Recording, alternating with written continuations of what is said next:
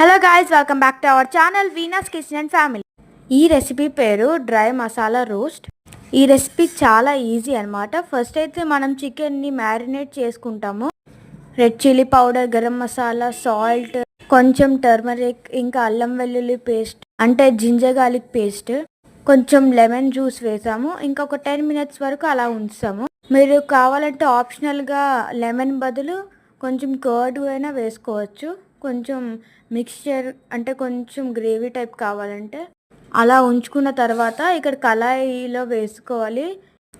ఒక 10 minutes వరకు ఉంచితే అలాగా ఇది కుక్ అయిపోతుంది. దాని తర్వాత లాస్ట్లో వేయాలన్నమాట క్యాప్సికమ్ ఇంకా ఆనియన్ అనేది. అప్పుడు టేస్ట్ ఇంకా క్రంచీనెస్ అనేది వస్తుంది. ఇది ఇంకో రెసిపీ అనమాట. ఈ రెసిపీ వేరేగా నేను షార్ట్లో పెట్టాను, అది తప్పకుండా చూడండి.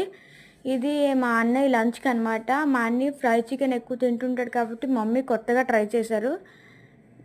ఈ రెసిపీ అయితే బాగా పిల్లలకి నచ్చుతుంది కాబట్టి కామెంట్ చేయండి ఈ రెసిపీ.